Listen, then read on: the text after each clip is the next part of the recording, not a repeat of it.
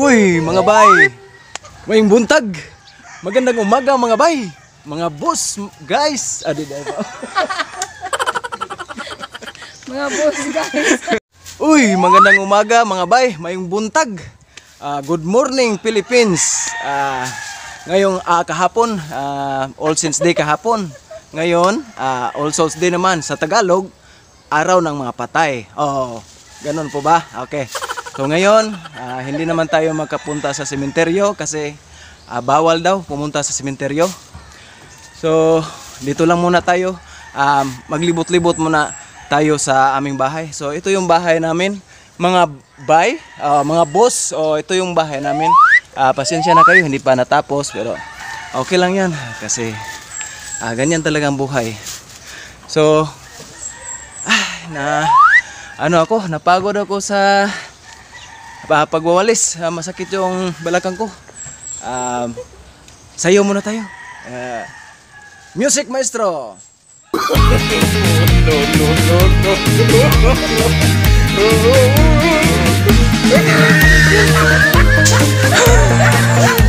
Music maestro.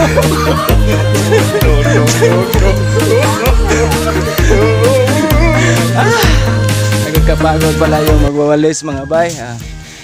Ganon talaga kasi yung yung may edad na siguro. Alam nyo ba, 40 na. 41 na pala ako. Ay, pasensya na kayo. Masyadong busy. So, mga bay, welcome back to my channel. Ngayong araw, papakita ko sa inyo yung mga tanim namin dito. Simple lang na mga tanim dito. Okay, so ito pala yung bay, yung tradiskantia namin.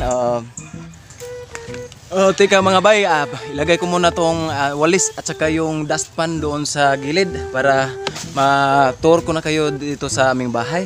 Okay, so yung tradiskantia pala na sinasabi ko kanina, nakita ko yung mga dahon niya kanina. Meron ng mga patay na dahon. So kukuha na rin ako ng gunting. Ilagay ko muna to doon yung mga walis bay ha. Wait lang.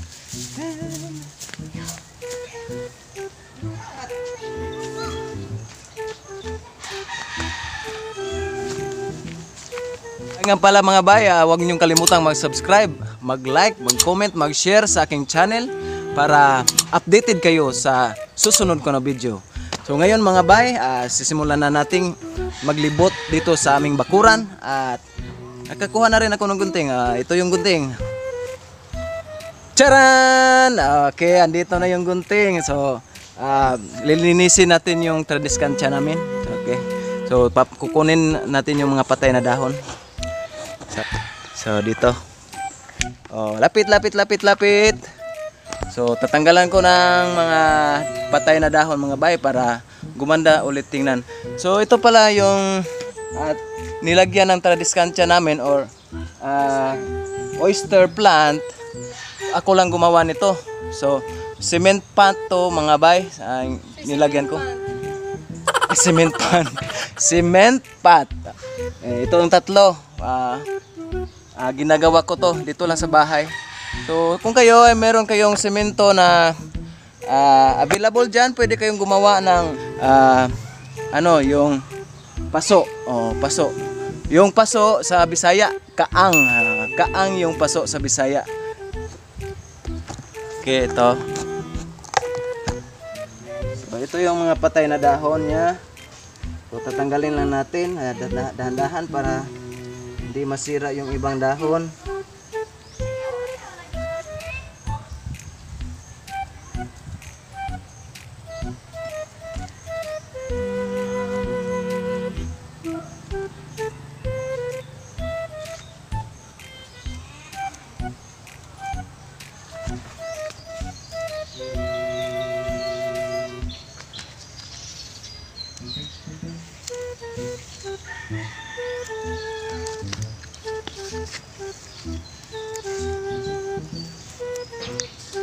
Okay, ito palang tradiskantia, itong tatlo na to iba't iba silang kulay o iba't iba silang klase. May tuta dito. Uy, halika dito. Halika dito, tuta. Yung tuta namin, bago. Yung isang araw pa lang to, yung tuta namin si Milo. Milo yung tuta namin. Ako nga pala, mahilig din ako sa aso. Yung aso namin dito, mga aska lang. Pero, ano na sila? Apat sila. Yung aso namin, 4. Okay. So, hi! Okay. So, dito na tayo.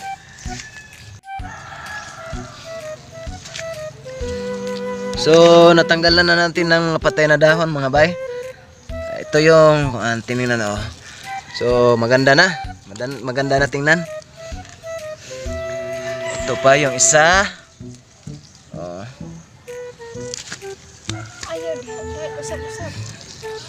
So, tingnan natin yung ilalim. O, diba? Gumanda ulit yung Tradescantia. Ito yung mga ibang tanim namin dito. So, ito pala yung mga tanim na to, mga bay. Ay madali lang itanim, madali lang mabuhay. Kahit magkuha lang kayo ng sanga at saka ilagay sa lupa, ay mabubuhay na.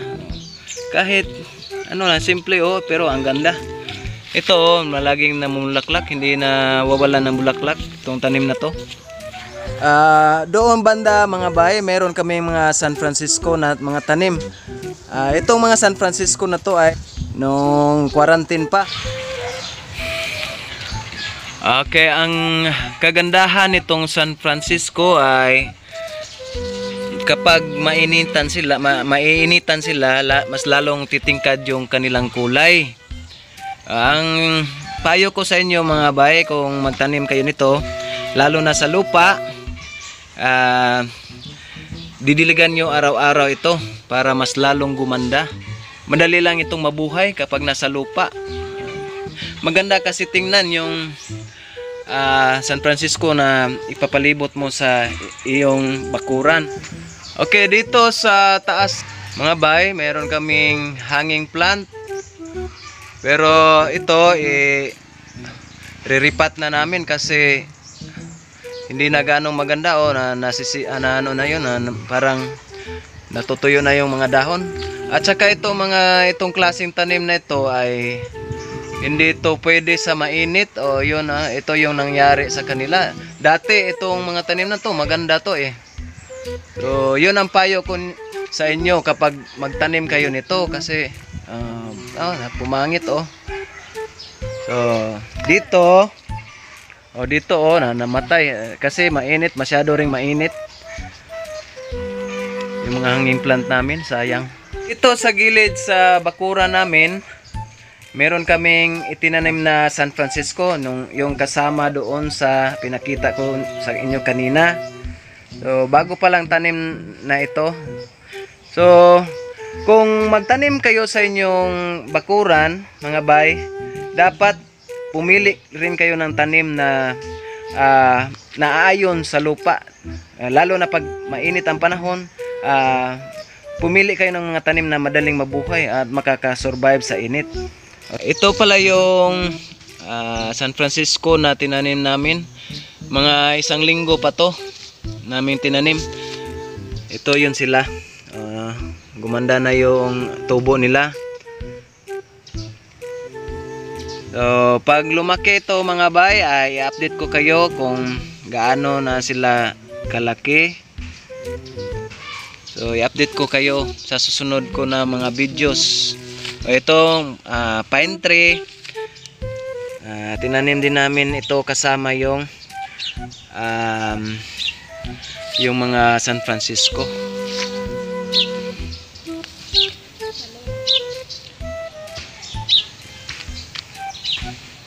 Okay, may talong pa may talong May bunga na yung talong namin ito. Hindi lang sa halamang ornamental ako mahilig din ako sa mga tanim na mga gulay. Meron tayong mga topic dyan tungkol sa gulay rin. Okay, Itong palmera, ang kagandahan nitong palmera na to ay lumaki na, oh. Tingnan nyo. Laki, isa rin to sa mga paborito kong tanim dito sa bahay. Nagagandahan lang ako nito eh. Okay.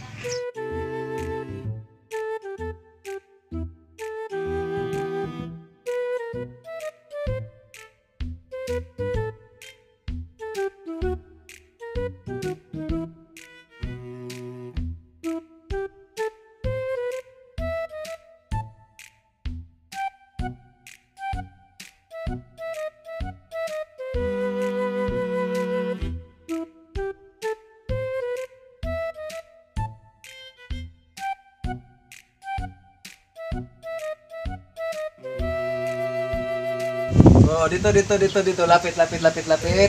Oh, dito. Meron kaming magandang mga tanim, malalaking tanim na fern, water dragon lily at saka bird's nest fern. Dati, yung bago pa akong nag-vlog, nung una kong vlog talaga, ito yung pinakita ko sa inyo. So, nakita nyo na ito. So, oh, tingnan nyo, ang gaganda. So, gustong-gusto kong tumambay rito kasi kapag mainit doon sa loob, dito ako punta dito sa duyan. Duyan muna tayo, duyan para masaya. Okay, so dito yung favorite place ko kapag mainit sa loob. Yon, mga bay. Oh, ang lamig dito. Ang ganda ng hangin. Wow, presko.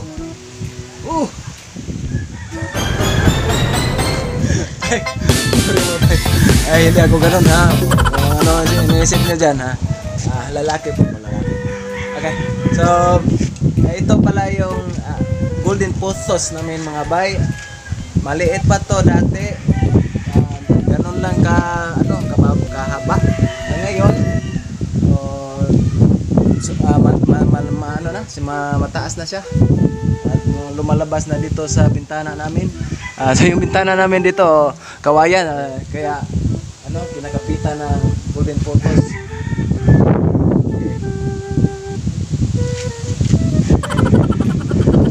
Ito na tayo punta. Punta tayo babay. Ito yung left view ng bahay namin mga bay. Ito yung dati namin tinitirahan noon. Ngayon nakagawa na kami ng bahay pero hindi pa natapos, pero dito na kami tumira.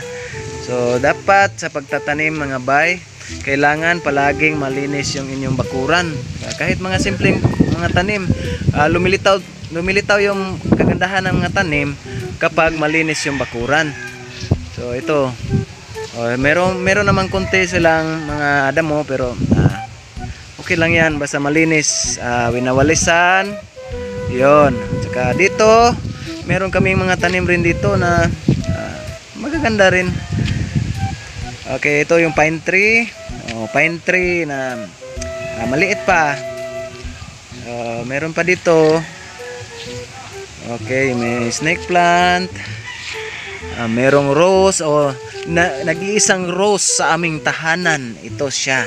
So, nilagay lang namin sa sako. Irerepat ko rin yan pag meron akong nagawang paso doon sa loob.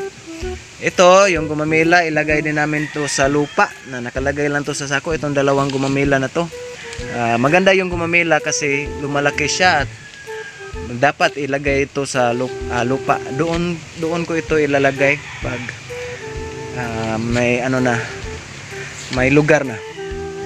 Ito snake plant, ito kabumba, damkin sa English o sa Bisaya, kabumba yung tawag namin dito. So maganda rin to. Nabili namin to ng 150. Medyo maliit pa siya noon. 150 yung presyo nito. Gumanda na siya, ang ganda. Ganda tingnan. Tingnan nyo. Wow, ganda. So dito sa gilid niya merong philodendron. Ganda ng kulay. Lemon lime ang kulay. Wow. Ganda tingnan pag may ganito kang tanim sa bahay. chill or nakaka-refresh ng utak kahit masyado kang stress sa trabaho o ano pang stress dyan. Pero huwag masyadong magpa-stress, ganyan talagang buhay. Okay, meron pa dito. Itong paso na to, ginawa ko rin. Ito, ako lang gumawa nito. So, dito sa kabilang banda, meron kami mga tanim rin. Ito. So, itong mga tanim na to, nilagay namin dito kasi hindi to pwede sa mainit. Masusunog yung mga dahon nito. Ito. Tingnan nyo. Ang ganda, meron pang puthos dito. Merong mga caledium. Merong caledium dito. Wow. Nakaka-refresh ng mind talaga ang tanim. Kapag mahilig ka sa tanim talaga, ang ganda talaga. Tingnan nyo nung dahon ng caledium. Itong caledium, makikita mo lang sa gubat, pero pag itanim mo sa bahay, ang ganda. Ang ganda tingnan. Ito. Snake plant na dwarf. Meron din kami. Ito. Tsaka dito rin banda sa may kahoy. Meron din dito. Dito. Wow, ang ganda ng mga tanim. Dati ay konti lang yung tanim namin. Ngayon na nagka-quarantine, ang dami na. Pati yung kahoy, sinabitan na namin ng tanim. Tingnan nyo. Pag meron kayong kahoy dyan, sasabitan nyo ng tanim para gumanda yung mga hanging plant na tanim. Isabit nyo sa mga gilid ng puno ng kahoy. Ang ganda. Wow. Grabe. Grabe talaga. Mga simpleng tanim lang yan, lalo na siguro pag mamahalin. Ang ganda. Ang ganda tingnan. So, ang bahay, kapag merong mga tanim, maganda talaga tingnan. Right view ng aming bahay. Dito, meron pa kaming tanim dito na tinatawag naming Imelda. Ito, mga damkin, klase ng damkin or Dieffenbachia ito. Meron pang snake plant, dumamela, kaming tanim na bougainvillea. Ang kagandahan nitong bougainvillea ay palagi siyang namumulaklak, lalo na pag naiinita ng sikat ng araw. Tingnan nyo. So, okay, dyan. Okay, so pag nalagas na yung mga bulaklak nito, dapat linisin nyo ang mga sanga nito, yung naanuhan ng bulaklak. Dapat ganyan para mabilis siyang mamulaklak ulit. Dapat tanggalan nyo ng ganito yung nakapitan ng bulaklak dati. So yun mga bay, ang gagawin ninyo. Itong pink na to, medyo matagal-tagal na to. Ang mga bulaklak nito.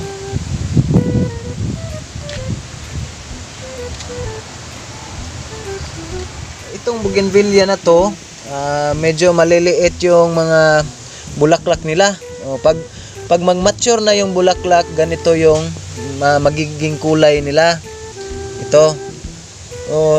Pag masyado bang bata, para lang dahon, tingnan nyo. Para lang dahon. Para mas dumami yung bulaklak, lilinisin din natin ito, yung mga kinakapitan dati. Ito, para bumalik sa dati at mamulaklak ulit. Meron din dito mga tanim. Dito sa right side ng aming bahay. Ito, mga mayana. Ito. Tsaka ito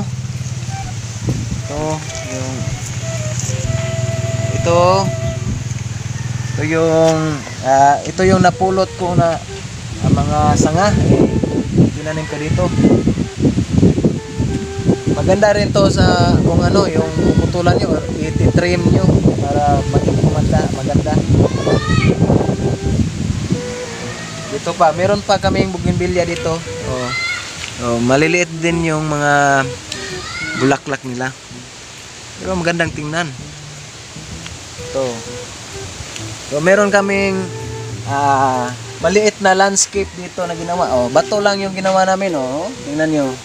So kahit papaano merong paraan sa pagpapaganda, kahit simple lang.